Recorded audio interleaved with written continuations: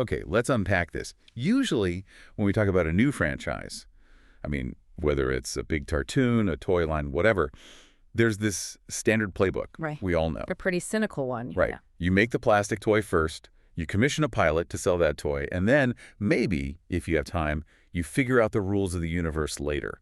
But today, we are looking at something doing the exact opposite. It is backward, isn't it? In the most fascinating way possible. Completely backward. We're talking about ZaroVerse Studios. They are launching this massive new universe, but they aren't starting with a cartoon or an action figure. They are starting with a book. Book 1, The Spark. And not just a book. No. Before they even wrote the book, they apparently wrote this massive rule book, a Bible of physics, of color theory, and all these hard narrative constraints. Right, and that's what really caught my attention with this source material. This isn't just a children's story about a cute glowing bear. Which, on the surface, it kind of looks like. Oh, totally. If you just look at the cover art, that's what you'd think.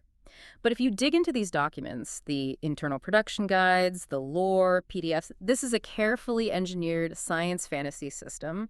They are treating magic like thermodynamics. And science fantasy is a great term for it. And the main character is Zero. I mean, he looks adorable, this round, yellow, teen-sized, bear-like guy.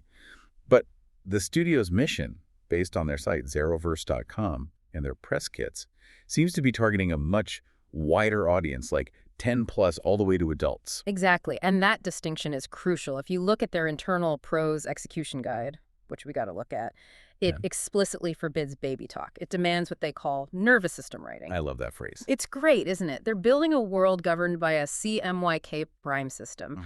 Every single power has a metabolic cost. There are no infinite cheat codes. It's designed so adults can actually theorize about the physics while kids are just enjoying the adventure. Nervous system writing. We're definitely going to get into that because some of the examples are wild.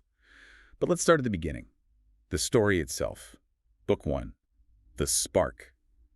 The opening scene. It's not exactly a gentle fairy tale introduction, is it? No. It's a catastrophe. It's a crash. And the details here really matter because they establish the physics of the world immediately.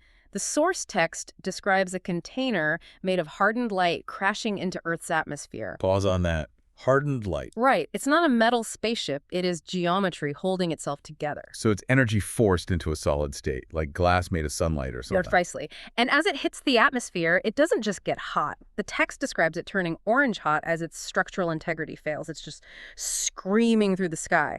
But the scary part is what's following it. The living fog. The living fog. And this just sets the tone right away. You've got this container burning up, and then behind it, this black smoke that isn't just drifting, is hunting. The text says it splits into spores to survive re-entry. It feels predatory. It is predatory. And when this container hits the ground in this place called the Green Belt, which is basically just a normal forest near a modern city, it doesn't just leave a crater. It creates spark dust. Okay, and this spark dust, from the notes I read, this is a perfect example of that hard rule system you mentioned. Yeah. It's not magic glitter. No, absolutely not. It's not fairy dust that solves problems or makes you fly. Right. The writers are very, very specific. Spark dust is impact residue. It's the shattered remains of that light shell. The guidelines state it only shines at specific angles. Oh, that's cool. So you could be walking through the forest and it looks normal, but then you tilt your head and suddenly the moss is just shimmering with this golden particulate. It grounds the fantasy in physics. It's debris, not decoration. And from this crash, we get Zero. But he doesn't just, walk out of a spaceship door. He forms. This is the prime energy concept. Zero essentially condenses from yellow light. He starts as a swirl, then forms ears, arms, legs. He's made of yellow prime energy, which represents warmth, restoration, and protection. He takes the shape of a bear or something bear-like because it's approachable, but underneath all that, he's just living energy. And the first thing he does isn't look for a friend or, I don't know, honey. He's panicking. He's frantic because he's lost something called the seed core. And this is the guardian archetype kicking in. He's not a conqueror, he's a protector. He finds this seed core, which is cold and dark after the crash, and his immediate instinct is just to hide it. Right, he finds that abandoned house in the woods. Exactly. He restores it using his energy and hides the core under the floorboards. That detail about the floorboards really struck me. It feels so grounded. He's this alien made of light, but he's dealing with a very physical, very real problem. where do I hide this thing so no one finds it? It makes him feel vulnerable right away. And that vulnerability is absolutely necessary because of what's hunting him, the villain. The ink. Or technically, the cosmic fungus. Just the name gives me the creeps. It should. The threat profile for the villain is fascinating because it breaks the usual mold, pun intended. The internal documents explicitly state it doesn't punch or shout, it infects. So we aren't dealing with some guy in a spiked helmet yelling commands. No, it's quiet, it's silence. The sensory cues for the ink are a wet static sound, and then the environment just goes dead silent. No crickets, no wind, just this heavy, wrong feeling. It behaves like mold or smoke. It seeps into cracks. And we know from the lore, this ink is actually connected to something much, much bigger, the black hole. Right. This is where we get into the heavy lore. The black hole represents K prime, or key black. The core rule of the black hole in this universe is that it cannot create light, it must steal it. It is a fundamental emptiness. So it's hunger versus creation. The perfect way to put it. The ink is basically the black hole's sensory network. It spreads out like mycelium, finds a light source like Zaro, and tries to consume it. So it's a force of nature, a hungry, intelligent force. And a strategic one. There's a note in the threat handling policy that says the ink waits for weakness. It watches Zaro's home protection field, the dome, and it only moves in when Zaro is drained or emotional. It plays the long game. Speaking of that dome and Zaro being drained, we have to talk about the system running all of this. You mentioned CMYK earlier. When I realized what that meant, I had a total aha moment. It's printer colors. It's printer colors. It's brilliant because it takes something we all know, cyan, magenta, yellow, black, and turns it into this entire magic system. It's a system of physics, really. They call it the CMYK prime system. But instead of ink on paper, it's about the physics of light and reality. So let's break down the colors because they aren't just for looks, they're functions. Precisely. Yellow, which is Zaro, is restoration, warmth, shields. Its philosophy is one for all. It wants to spread outward, it expands, it's the energy of a star. Okay, so yellow expands. Then you have cyan, represented by the character ARC7. Cyan is logic, structure, barriers. It's the brain it contains. So yellow expands, cyan contains. That's a cool dynamic. One is the explosion, the other is the engine. And black. Black is gravity, absorption. It pulls everything in. It is the absence that demands to be filled. And then there's magenta. I saw references to it in the Bible, but it seems really scarce in Book 1. That's intentional. The lore documents tease magenta as a mystery force that only fully arrives in, say, Season 2 or the later books. But the implication is that it brings a whole new set of rules, likely something volatile or aggressive. It's the missing piece of the printer, so to speak. But here's where it gets really interesting for me. The canon locks. These internal documents that strictly forbid infinite power. This isn't a world where you just yell louder and get stronger. This is the no infinite power rule. It's absolutely central to the stakes. Zaro suffers from something called glow burn. Because he's made of light, he is basically a living battery. If he uses too much light, pushes a shield too hard, heals too much, his color physically dims. He goes from bright yellow to gray yellow. And his shield flickers. I read that part. It actually glitches. Right. The dome isn't some magic wall that stays up forever just because the plot needs it to. It's tied to his stamina and his emotional state. If he gets sad or tired or scared, the dome weakens. Which means every battle has a cost. A real cost. There are no magic cheat codes where the hero just gets angrier and wins. If Zaro overexpends, he crashes. Physically. That makes the danger so much more real. If he's gray-yellow, he's vulnerable, and the ink knows that. It waits for that flicker. It's stalking him based on his battery life. Exactly. And that vulnerability necessitates allies. Zaro absolutely cannot do this alone. If he burns out, it's game over. Let's talk about ARC-7. In the concept art, he looks like this sleek, teal, high-tech watcher. He's so different from the round, warm Zaro. ARC-7 is a Cyan Prime Guardian. He watches from the ARC realm, which seems to be a dimensional observation post. But he has this massive conflict built into his character, Rule 7. Which is do not cross worlds. Exactly. He's supposed to just observe via logs and screens. He represents engineering and structure. Zaro is pure emotion. So you have this dynamic where Zaro is on Earth making a mess and feeling everything. And ARC-7 is just watching from another dimension, completely stressing out because he wants to help but isn't allowed to break the rules. It's the classic head versus heart dynamic, but color-coded, cyan versus yellow. But Zaro does get help on Earth. And I love that they aren't wizards. They're just kids, Ina and Kai. And this is a huge theme in the ZaroVerse docs. You don't need to be born with power to matter. Mina and Kai are gamers and engineers. They use tech. They don't have magic. They have ingenuity. So Mina controls fireflies, which are these drone swarms, and Kai uses mag dust, which are electromagnetic gloves that let him build barriers out of metal dust. They mod reality like a video game. The source material emphasizes they don't fix the magic problems, they control the battlefield. They build walls, they scan for threats. They prove that human ingenuity can sit right alongside these cosmic powers. There's that scene in the notes where Mina uses the drones to distract the ink just so Zero can recover. It's not about overpowering the enemy, it's about buying time. Which is critical because Zero needs that time to recharge.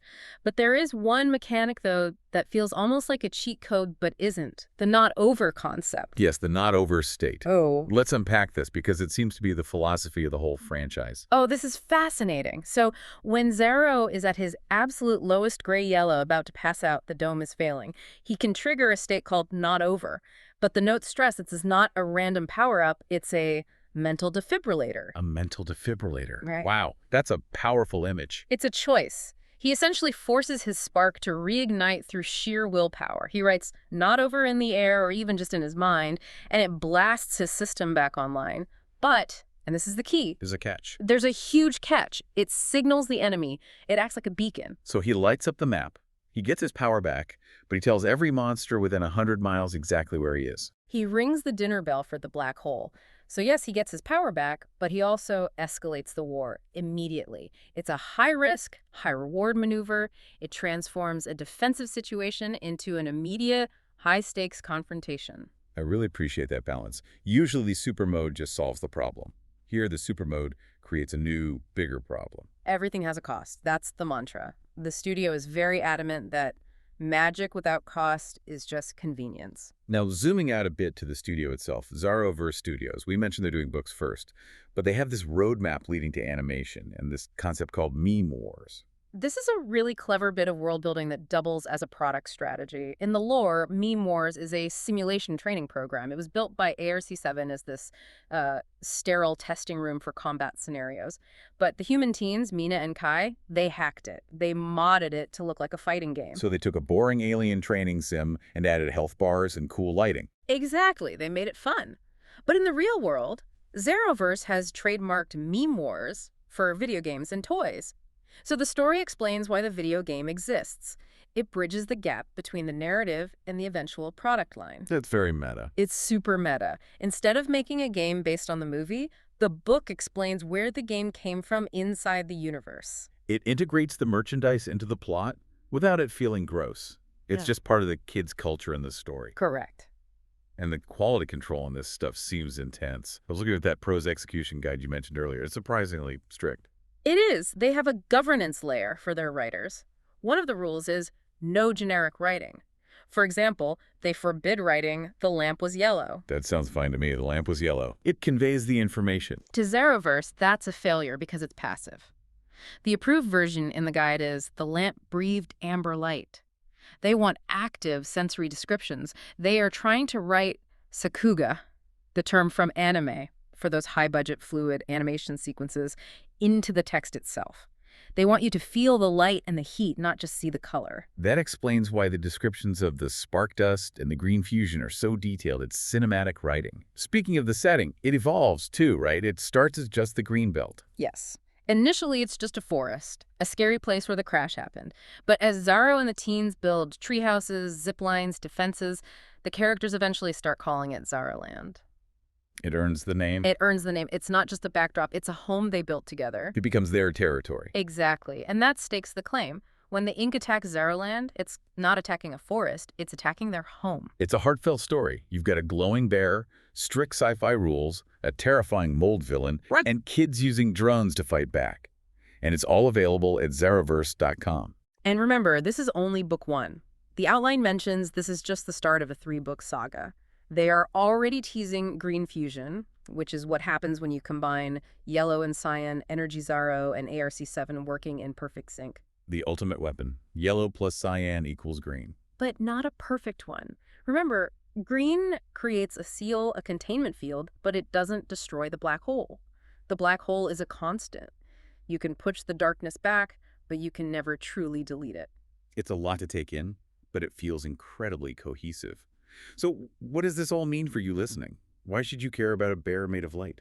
I think it comes down to that not over philosophy. We live in a world that can feel very draining. We all have our gray yellow moments where we feel burned out or dim. ZaroVerse is building a myth around the idea that resilience is a choice, that you can reignite your own spark. But it respects the audience enough to say it's not easy. Exactly. It's optimistic, but not naive. It acknowledges the cost of trying. It will cost you something, and you can't do it alone. That's a great takeaway. And here is a provocative thought to leave you with. We talked about the villain, the ink. We know it infects. We know it watches. But the lore says something really chilling. The ink learns. It learns. It adapts. If Zaro and his friends are building a family, a home Zeroland, and they are fighting with love and connection, and the villain is a black hole that consumes everything, what happens when the hunger learns how to use that love against them?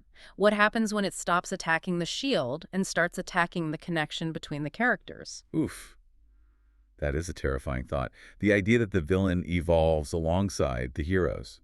And on that note, we'll leave you to ponder the physics of light and darkness. Indeed. Don't let the light go out. Thanks for listening to The Deep Dive.